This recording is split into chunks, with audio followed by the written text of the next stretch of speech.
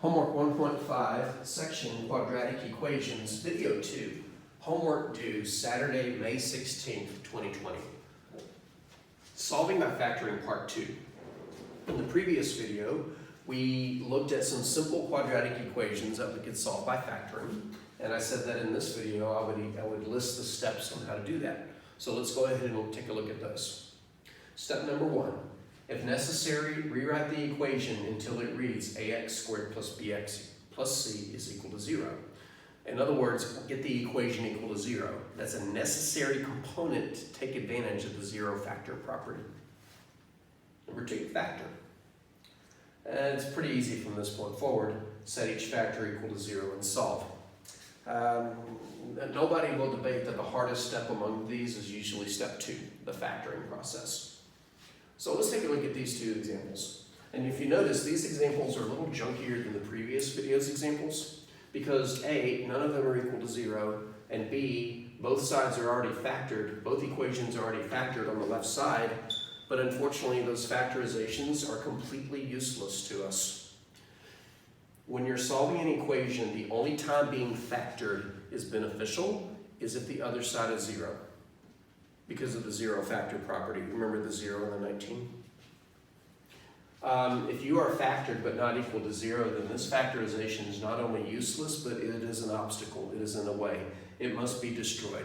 We have to bust it open, get it ready to factor, and then refactor it.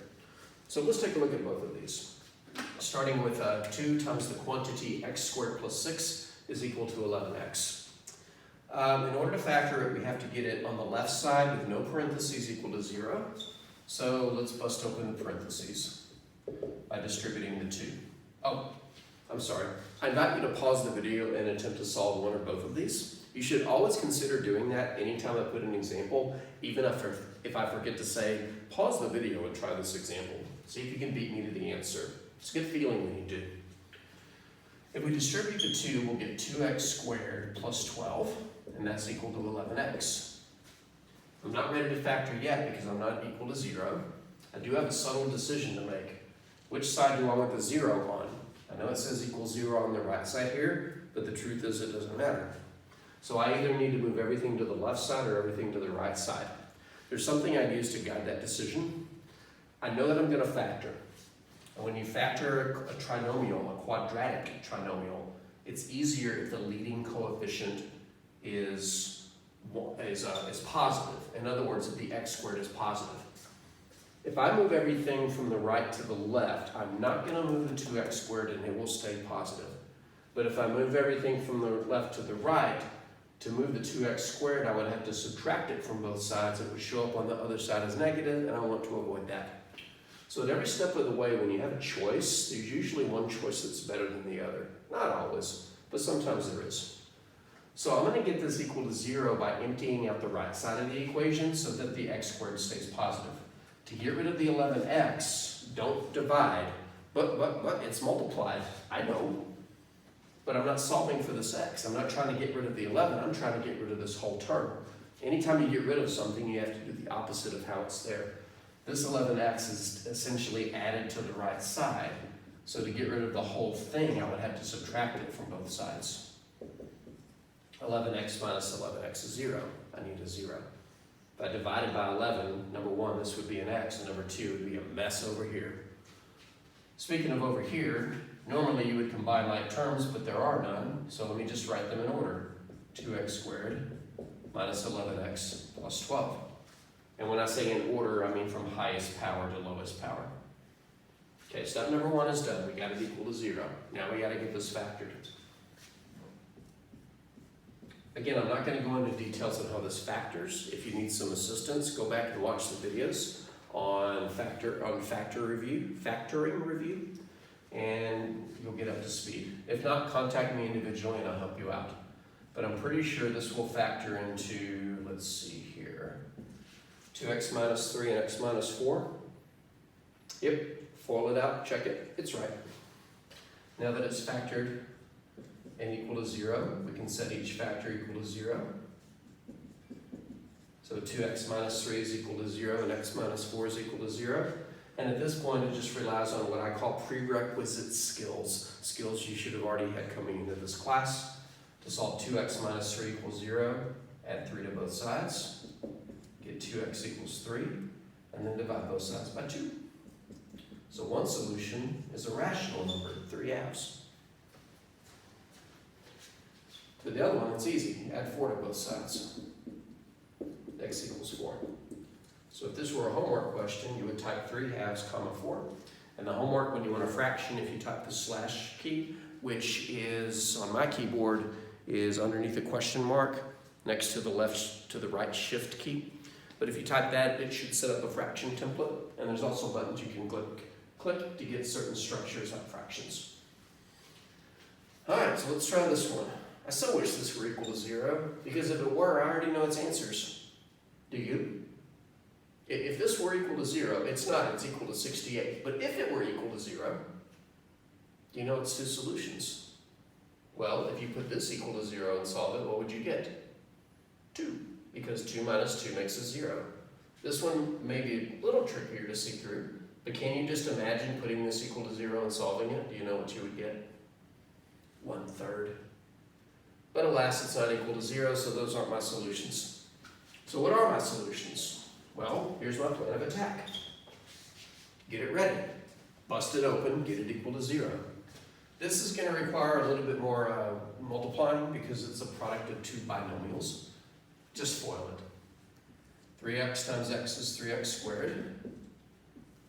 3x times negative 2 is negative 6x. Negative 1 times x is negative 1x. Negative 1 times negative 2 is positive 2.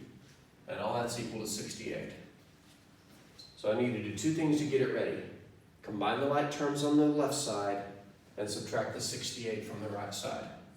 Because those two moves don't interfere with each other, I can actually do them simultaneously.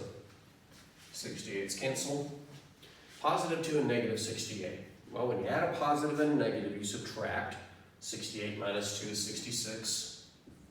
And then when you combine a positive and a negative, or when you combine two numbers, adding or subtracting, the sign of the larger number prevails. Since the larger number was 68, its sign is negative, so is the 66. And we still have the 3x squared and we have the minus 6x. When I first concocted this problem, because I know what one of the solutions is, what did I do? I said that, man, I'm going to get an interesting number over here, but one thing I didn't anticipate, well, I'll tell you what, let's just go to the next step. Factor. So, any suggestions on factoring this trinomial? Now, if you watch the videos and you're going, there's a 3 in front, so we got to do all that stuff. You're not wrong, but take a closer look. Do you notice anything about all 3 coefficients? They're all divisible by 3.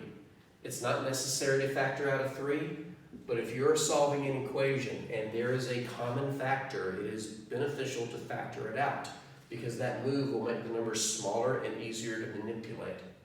For example, if I factor out a 3, I'll get an x squared minus 2x minus 33.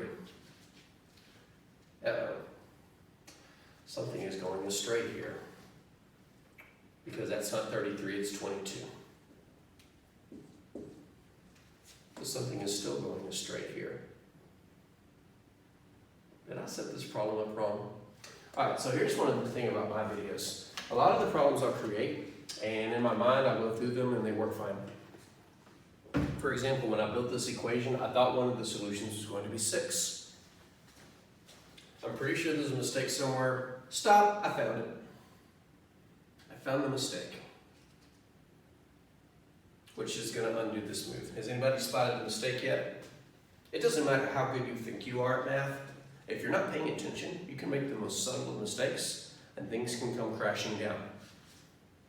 The reason this is crashing down at this point is that if I were factoring this, at this point, the next thing I would look for are two numbers whose sum is negative 2 and whose product is negative 22. But there's only two products equal to 22. 1 times 22, 2 times 11. If you adjust the signs correctly, none of those have the correct sum. So does that mean this has no solutions? No, we would just need a different technique, which we'll see later in this series of videos. but this was supposed to be able to factor here and it's not. And just on quick inspection, I see where I made a mistake. Do you? This was negative 6x and this was negative 1x, and what do you get when you combine them? Negative 7x. I don't care how good you think you are. The best of us, people who know more math than me, will and do make casual, careless errors. So what you can learn from what just happened here is pay attention, pay close attention, focus, minimize distractions, and hopefully you'll avoid casual errors like that. All right, so here's where we are now. This guy will factor, or at least it should. What will it factor into?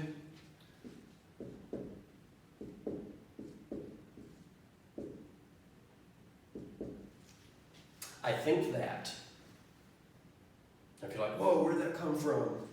Go watch the videos about factoring, reviewing factoring, and watch the video titled Factoring Trinomials, Leading Coefficient Not Equal to 1. Unfortunately, I can't type that in Canvas, so I typed an equal sign, a slash, and another equal sign. So if you stand far back, it kind of looks the same. And it'll tell you that a technique that I reviewed for how to factor this, but I use some dirty backdoor factoring tricks, which I'll share with you outside of this video if you ask nicely. But if you foil it, it would work. So we would get 3x plus 11 is equal to 0, x minus 6 is equal to 0, one solution is 6. When I built the equation, that's the number I had in mind. So I knew that this solution had to come from that factor, and then I could piece together the other. And if you solve this one by subtracting 11 and then dividing by 3, you get x equals negative 11/3. This video probably went a little bit longer than I wanted to, especially since I crashed and burned on the second example. But there's always a lesson to be learned. There's nothing wrong with making mistakes. The thing that's wrong is not learning from them.